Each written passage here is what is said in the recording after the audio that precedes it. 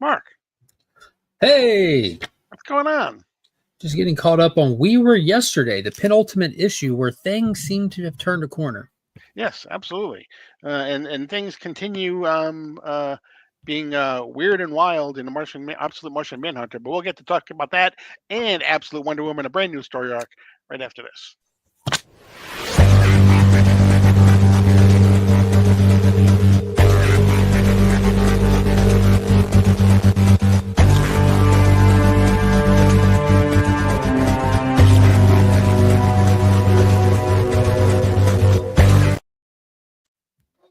Before we get started, don't forget to hit the subscribe button. Make sure you hit the notification bell so you're alerted whenever we upload new content. Don't forget to hit the like button, 2 thumbs up, and leave us a comment. Let us know how we're doing. And in case you missed it yesterday, don't forget we have Comics Curing Cancers coming up very soon. We had the first cover reveal for the Comics Curing Cancer art book. It is cover up by David Sanchez, limited to 300. We have that, and then we also have you can pre-order today at comicscuringcancer.bigcartel.com. Yeah, it's the book that we'll be having exclusively for Heroes Con, but we made a select number of copies available for people who cannot attend Heroes Con, or if you just want to get multiples, you can order them now. There you go. So 3 books to cover this week because 2 absolute titles and the We Are Yesterday part 5 came out. That means you should buckle up because I ramble. Okay. All right. We bombed that country one time, didn't we? I ramble. We were afraid of the penguins they had. Exactly. Let's start with Absolute Wonder Woman. Okay. We're going to start. This is a brand new story arc, and it starts off with a new story arc. Tells you right on the front. New story starts here, but it starts off with if you have ever watched any show, and the first thing you see is previously on Wonder Woman. This is what that would be the equivalent to. Formatting wise, kudos to DC, kudos to Kelly Thompson. They put the new story arc begins here, hoping to potentially draw in some new readers. The last couple issues got a nice little pop with the guest artists on them. So they give you a catch up, which I think was fantastic. You can literally start this title right here and be completely up to speed and feel like you've missed nothing. Exactly. And it actually, because of what happens in the story, again, it does do callbacks to what happened in the first story arc. So if this is where you're jumping on, you'll know exactly what they're referring to because it talks about it in this little previous. And then we get the 2-page splash page has been reduced to just 1 page, but we still get it. It's because they used the other page on the flashback that previously on. Yeah, they burned their splash page. Yeah, exactly. I think you're right. Fear not. I think it'll be back next issue. I hope so. The 2-page splash. So I like them. Yeah. And then we find basically Wonder Woman, who is searching for another Amazon. That's what her basic task is right now. And she's in Gateway City. She's putting little notes on pigeons and crows and trying to make sure that they all feel appreciated and don't hate the crow because the crow feels bad because you're praising the pigeon and all those other good things. So yeah, she's like freaking Snow White. She's just sitting in the park in Gateway City, and all these woodland creatures are just hanging out with her. We saw it happen in Hell. Like all the creatures are just attracted to her and her kindness, and it was funny. I'm like, look at this. We get this whole Snow White moment, and they're all just chilling with her. Yeah, and the creative panel layouts in this book still impress, and they're ridiculously fun. Like this is a great use of the medium, and you see the dichotomy of what she's going through and what the government's doing. Like, look at that. That's brilliant. Yep. So she's sending out notes attached to all of these birds, trying to see if she can connect with another Amazon to see if there's another one out there. And then we go to some unknown location. The unknown disclosed location is always, whenever the government has an undisclosed location, it's always in the West somewhere. Yeah, it's in a mountain. It's like underground in a mountain. Yeah, we go back to director Veronica Cale, who we saw at the end of issue, what was it, like 6 or 5, the end of the story arc, monitoring Wonder Woman. She's got this whole secret underground base where they're going to talk to, I couldn't tell if it was a prisoner or if it's just like somebody who's like involuntarily working for him. Turns out to be the absolute version of Dr. Poison. Very, very cool design, who's working on studying stuff, and Director Cale's going in there to bring something to Dr. Poison. Dr. Poison's mad because of this crazy outfit that she's wearing. She wants something newer, sleeker, that allows her to be more mobile. And Director Cale says, not right now, but take this audio clip, and turns it on, and it messes with Dr. Poison, who is revealed to be made of pure gas. And her suit is simply a containment suit. Yes. Fun fact, Dr. Poison was actually Wonder Woman's first costume villain that she ever fought in Sensation Comics #2. And you can see Dr. Poison in the film Wonder Woman. Mm-hmm. Exactly. That's really cool. First costume villain. Looks terrifying. It reminded me of Hellboy and the Golden Army. Mm-hmm. Dr. Johan, who came in and joined the team in the second one, who he's just made of pure gas. But that reminded me of, but it was pretty cool. So Dr. Poison is a toxic gas entity in this. And the audio recording that she gives Dr. Poison is a recording of the Tetraside's death cry. It doesn't have the same potency as it's coming from the Tetraside, but gave it to Dr. Poison to see if you can use it to create a weapon for us. Whenever the government finds anything dangerous or creative, they got to turn it into a weapon that they can control. And so she sets out to work on that, and we cut back to Wonder Woman and her woodland friends. Yes, and we find that Wonder Woman is basically she has a couple friends. She has Steve is there, Edda is there. She has a couple other ones, and she basically says that as she's talking, Edda says to her, she says something. She says, "So you're a plan," because Wonder Woman says something to her that the gods love nothing more than a long plan coming to fruition, and that's when Edda says, "So you're a plan," and she's like, "Yeah, I guess in some way, I guess I am." That's Cheetah talking to her. Barbara Minerva is here in the party. Yeah, which, dude, I felt kind of weird reading this. They're just like, they're clearly creating a villain out of Barbara in real time. Barbara's curious, asking questions, wanting to be a part of the stuff Wonder Woman's doing, and they're kind of talking down to her. Like, everyone's just like, "Get on with it, Barbara. No way, Barbara. Keep it moving, Barbara." And you can see where they're creating like a character that's going to be resentful toward all of these characters. But yeah, it's unfortunate. Wonder Woman's working on casting a spell. We don't know what it is yet. Of course, dark magic, Hell Witch here. She got to do a little blood magic and everything. And the rest of the group needs to give her some privacy to do it. And she gets to it. And you see her start doing some weird stuff. And you see stones start coming out of the ground. And at first it looks like it's about to be one of the sacred places from Avatar. But then it turns into what looks like the absolute Hall of Justice. I was going to say, it looks like the Hall of Justice. I thought the exact same thing. When I saw it. Like, look at that. She creates this out of stones in the ground. Some magic stairs appear to her friends, which they say, well, that's a perfect welcoming. Well, let's head back. So they head back and they see this magical place. They're in awe of it. They couldn't believe it. It wasn't here a minute ago. They go inside. There's food and stuff to eat. And then Wonder Woman hears something. She's like, oh my God, it's not safe here. Y'all stay here. Let me go handle this. And she flies back to the city where everyone's being attacked. Yes, and she really can't make everyone deaf again because that's already worked. That she's already done that once. But she's attacked by these the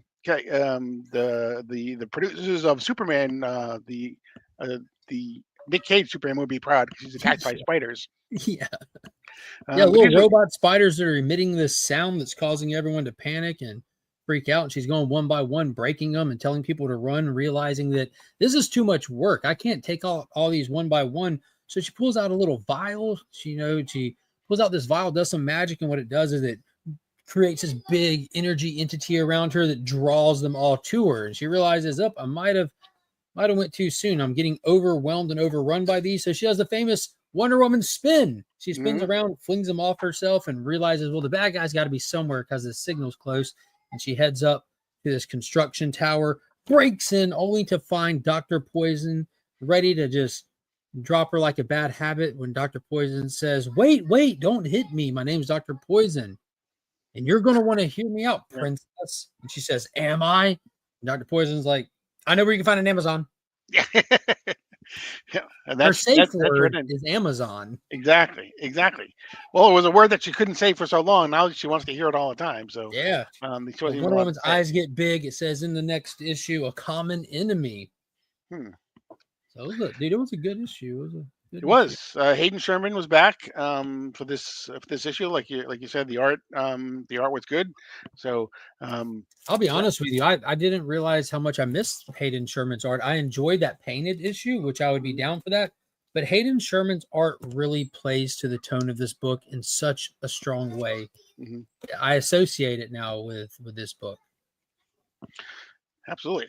Speaking of associating with the book Absolute Martian Manhunter, I'm finding that the issues as you go along, not surprisingly, but they're easier to understand as we go each issue, at least for me anyway.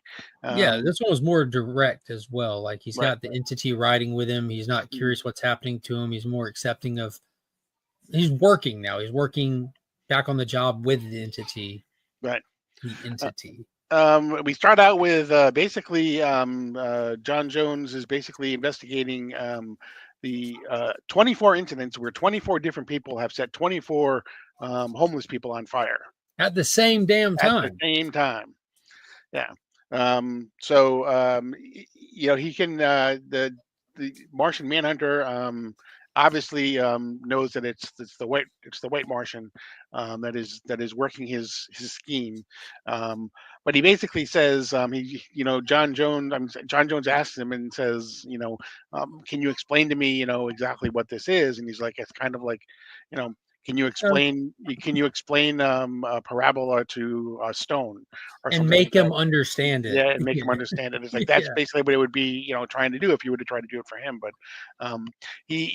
as John Jones is interviewing all of these people, the only thing that John Jones can see, none of them realize why they did it or how they did it, but he can, around each of them, there is this white smoke around the head of each of the people as he's interviewing them. It's like residual clouding of their judgment. This white Martian motivated them to commit all these acts. They're aware of themselves committing it, couldn't stop themselves, didn't want to stop themselves, felt like it was what needed to be done. It's a really cool investigation.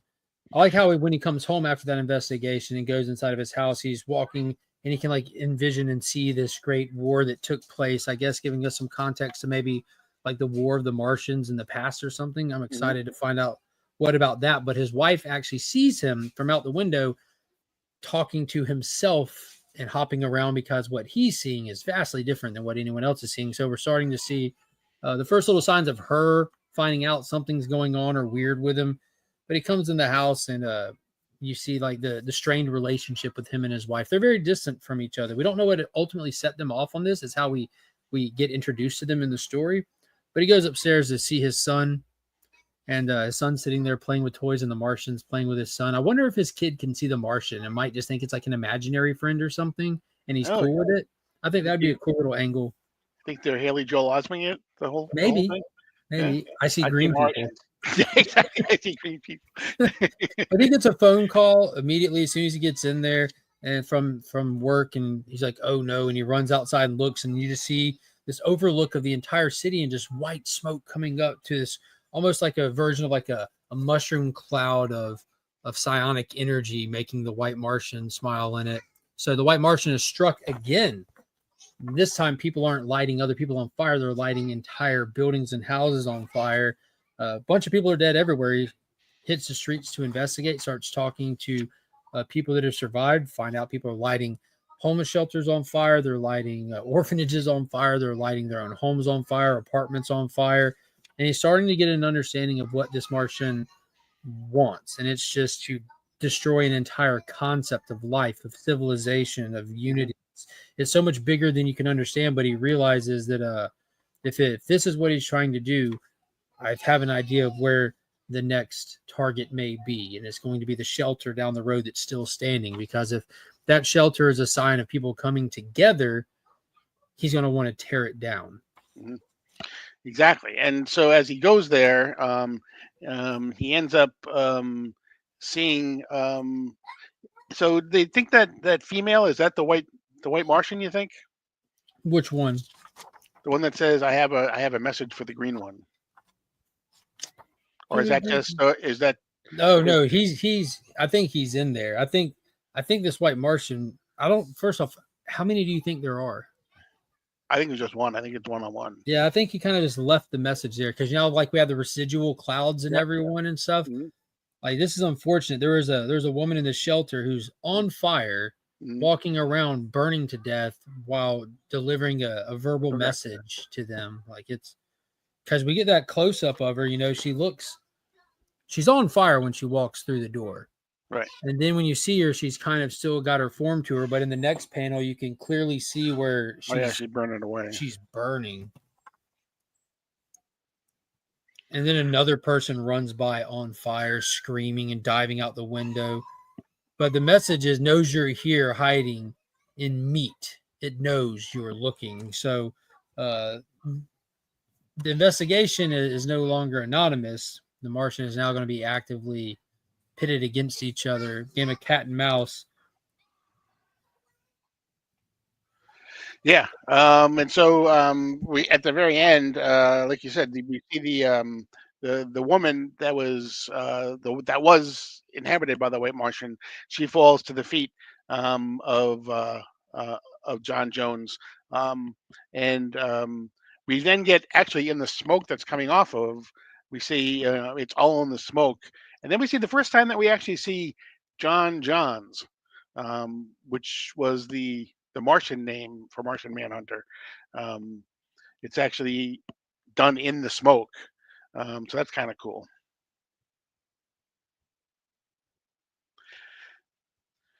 So it looks as though the White Martian knows that the Green Martian is there too. The Martian Manhunter is there, and we're going to be setting up for a knockdown Drago type between the two of them, I would assume. Yeah, this is by far the most mature book in the Absolute line.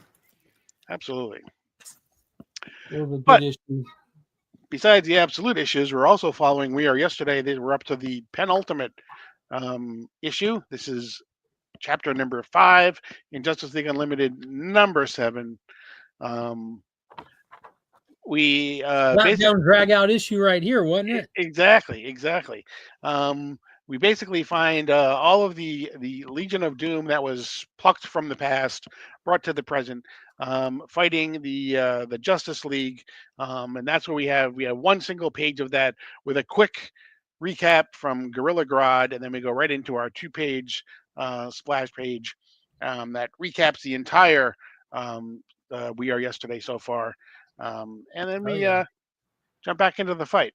Yeah, we find the Legion of Doom in the present in one linear story issue here, which makes it so smooth. They all have their little time tachyon guns fueled by airwave, and they're going around zapping every Justice Leaguer on the watchtower. They get down to the last man standing. Surprisingly to all of them is Elongated Man, who does a little back and forth with them, trying to get a last shot in, only to be stifled by Sinestro. But in the meantime, we're finding out what this tachyon gun is doing. We saw at the end of the last issue that Superman, Batman, and Robin popped up and landed somewhere, but now we kind of get to see where a lot of different heroes have landed. Firestorm is in some prehistoric time. Nightwing and Garth look like they're in the Arctic. Flash and Green Arrow in the Wild Wild West. So people are just getting thrown through time and unspecified times and places just to get them out of the way and out of the fight of the Legion of Doom. Right. Ralph Dibny, while he was being held against the wall, used his hand to go and grab a gun to try and free himself. Lex Luthor sees it, zaps him, and then Grodd basically gives Ralph to the rest of the Legion of Doom as their kind of their plaything to hurt him. And then we jump into, although it is one linear thing, we do jump into the different places that the different heroes are as well. And we find out that not only have they been sent to different times, but they also have been sent to a place where they can't come back for some reason. Yeah, there's a barrier. Exactly. Their entrance. So we see Batman and Robin and Superman. Superman basically tries to fly away. He's hit by the barrier. We see Stargirl. I would call it the firmament. Okay, the firmament. There you go. Flat Earth confirmed. Yeah, Shazam and Stargirl. They're fighting. Shazam says he can't find the Rock of Eternity because that's what he would do. He would go there and then go back to where he needed to go. We see all sorts of people being in different time eras. We see Tombstone, Arizona, in 1872. That's where Green Arrow and Flash are. They can't get back. And then we also go and we see Martian Manhunter. Exactly. We see the Martian Manhunter and Nightwing are together, and we see Green Lantern. And then while we see Green Lantern, suddenly we start to hear this kind of static and something calling out to everyone. Yeah, Airwave is starting to pop back through. Mm-hmm. The Legion of Doom is kind of walking through the Watchtower, and we kind of get an idea of what their goal was, what Grodd is ultimately after. And this takes us back to the DC All-In Special, where the death of Darkseid took place on the Watchtower. And when he died, that rift that was in space that was created, that Mr. Terrific has been studying with the help of Lex Luthor, that's what they want access to.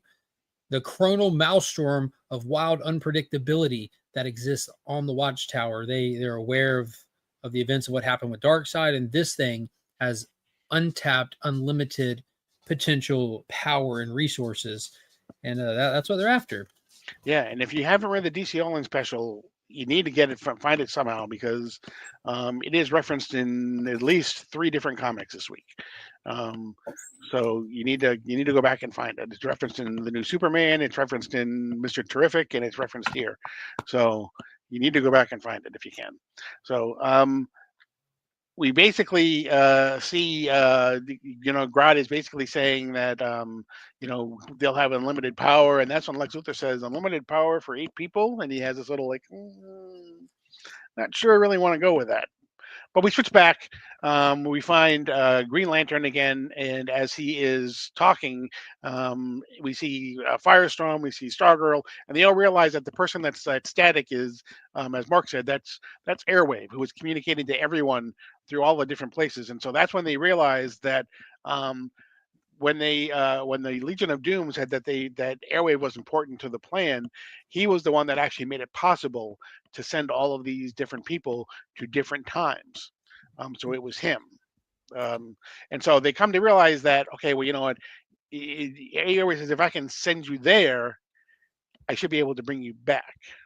He also did his I'm sorry's, and he explained the happenings of how he was hornswoggled by Grodd and all this stuff. So they're all cool again. They're all cool again. Yeah, exactly. Or at least for now, because for now, yeah. We get Black Lightning says, well, we'll talk about it later. Yeah, and we cut back to the Watchtower, where a fight has ensued amongst the villains. Of course, Hubris has kicked in. They're all fighting for ultimate power, betraying themselves. Grodd ultimately comes up victorious and starts drawing in the energy from this rift in the chronal maelstrom. Right. And so we have Airwave again is trying to bring everybody back. He realizes he doesn't have enough power, and so the other heroes say, well, you're not alone, and we can amplify your power. And that's when we get Stargirl and Flash and Superman and Black Lightning, all of them kind of amplifying the power. Switch back quickly to now it's interspersed, back and forth. Meanwhile, on the Watchtower. Thank you. Done in his best Super Friends way. Right. Exactly. Switching back and forth quickly between Grodd absorbing the chronal power and Airwave trying to send him.